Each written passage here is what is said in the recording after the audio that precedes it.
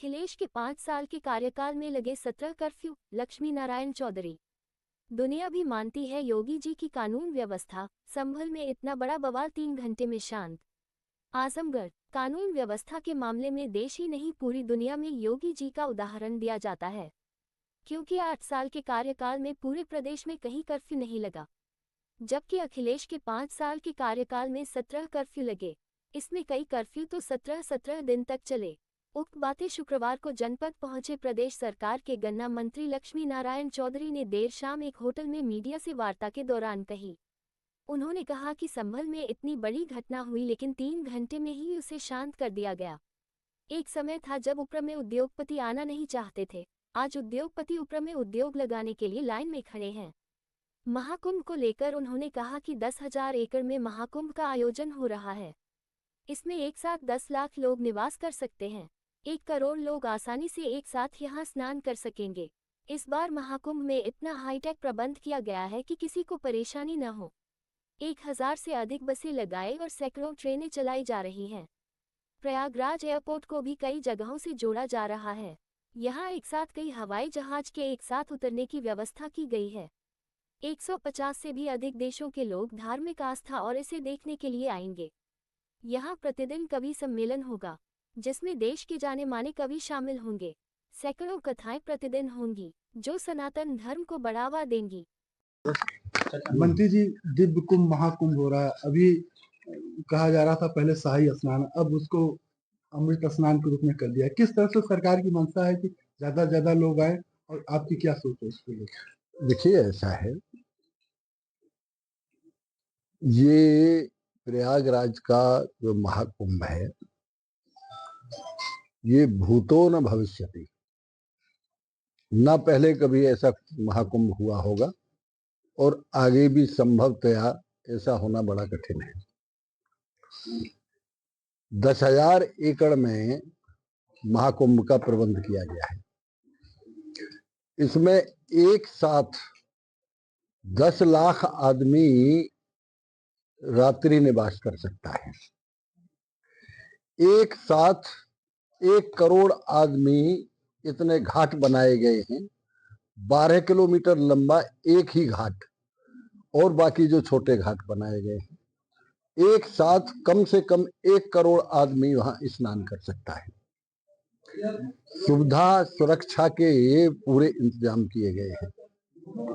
पूर्व में भी जब ये विभाग भी मेरे पास था, जब कुंभ हुआ 6 वर्ष पहले, ईश्वर की कृपा रही, एक जेब कटी की घटना नहीं हुई, एक भी किसी एक्सीडेंट की घटना कोई नहीं हुई, एक भी कोई खोया पाया जो प्रबंध किया गया था उसमें कोई भी एक बच्चा भी ऐसा नहीं हुआ है कि कहीं खो गया हो और न मिला हो।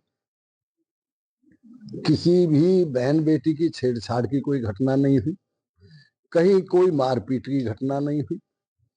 अब के इतना हाईटेक प्रबंध किया गया है कि किसी भी सुविधा और सुरक्षा की दृष्टि से कोई भी तकलीफ किसी को नहीं हो सकती। हजारों बस लगाई गई हैं, जिससे आने जाने में किसी श्रद्धालु को कोई कष्ट ना हो। 9 रेलवे स्टेशन बनाए गए हैं, जिनमें सैकड़ों ट्रेन चलेंगी, जिससे कोई किसी प्रकार की परेशानी किसी भी श्रद्धालु को ना हो। इसके अलावा प्रयागराज एयरपोर्ट को भी अनेक स्थानों से जोड़ा जा रहा है, जिससे एक हवाई यात्रा करने वालों किसी भी श्रद्धालु को भी कोई कठिनाई ना हो।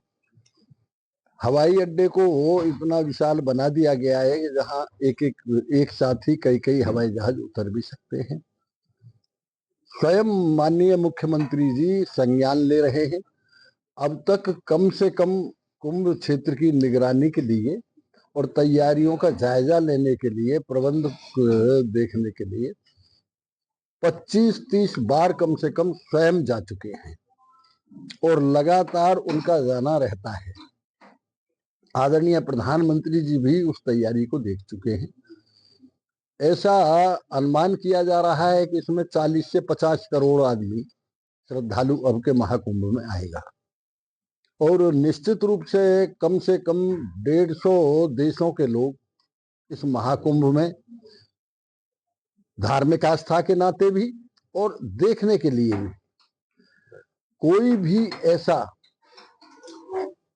पद्मश्री और कोई भी ऐसा कवि नहीं है।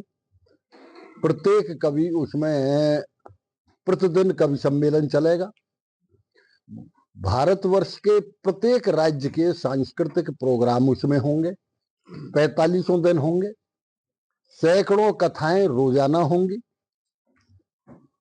ये एक ऐसा सनातन धर्म का शाश्वत स्वरूप है कि इस महाकुंभ में लोग श्रद्धा से आते हैं और उसी हिसाब से भारतवर्ष की समस्त सांस्कृतिक धरोहर, धार्मिक धरोहर, उसका सजीव चित्रण इस महाकुंभ में किया गया है। मंत्री जी, प्रधानमंत्री जी ने किसानों के इसमें नहीं किया। अच्छा, संभल में जो हिंसा हुई उसको लेके समाजवादी पार्टी लगातार आपकी सरकार पर हमलावर है, क्या कहेंगे?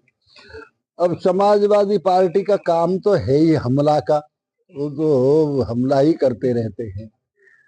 देखिए, ये एक सोची समझी साजिश थी सरकार को बदनाम करने की, और उसमें कानून व्यवस्था के मामले में आपको मालूम है कि केवल देश में नहीं पूरी दुनिया में योगी जी का उदाहरण दिया जाता है। ये कोई छोटी बात नहीं है। इतनी भी घटना होने के बावजूद 3 घंटे के बाद संभल पूरी तरह से शांत हो गया। 3 घंटे के बाद ये कोई 8 साल में एक दिन का भी कर्फ्यू उत्तर प्रदेश में नहीं रहा हो। 5 साल में अखिलेश जी की राज में 117 बार कर्फ्यू लगा था, 117 बार, और एक एक कर्फ्यू 3-3 महीने और 4-4 महीने चला था।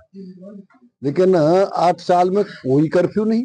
दूसरे नंबर, जो आज उत्तर प्रदेश में कोई उद्योगपति पैर भी नहीं रखना चाहता था, इधर मुंह करके सोना नहीं चाहता था, वो आज उद्योगपति लाइन लगाए खड़े हैं उत्तर प्रदेश में उद्योग लगाने के लिए। विकास सबको दिखाई दे रहा है। आज कैबिनेट का लाभ दिया, क्या गन्ना विभाग भी, आपका विभाग कुछ ऐसे गन्ना किसान? तो गन्ना विभाग का कोई अलग है, वही किसान का ही गन्ना विभाग है। देखिए, गन्ना विभाग की स्थिति 2017 में इस प्रदेश में 20 लाख हेक्टेयर में गन्ना होता था। आज 29.5 लाख हेक्टेयर में गन्ना होता है। 1.5 गुना गन्ना बढ़ा है। आज हम चीनी उत्पादन में पूरे देश में प्रथम नंबर पे हैं। आज हम गन्ना मूल्य के भुगतान के संबंध में पूरे देश में सबसे आगे हैं। कितनी ही कीमत कोई बढ़ा दी, यदि भुगतान ही न हो किसान का, तो फिर कीमत बढ़ाने से लाभ क्या होगा? हमारा भाव है वो केवल हरियाणा और पंजाब से कम है। पंजाब में हमारी एक जिले में जितनी फैक्ट्रियां, जितनी चीनी होती है, इतनी ही पूरे पंजाब में होती है। हमारे एक जिले की बराबर पूरे हरियाणा में चीनी उत्पादन होता है। इसलिए यहाँ का गन्ना किसान पूरी तरह से संतुष्ट है। और ये पहला अवसर है कि 3-4 साल से एक भी आंदोलन गन्ना किसान ने उत्तर प्रदेश में नहीं किया। अच्छा, संभल में जो हिंसा हुई उसको लेके समाजवादी पार्टी लगातार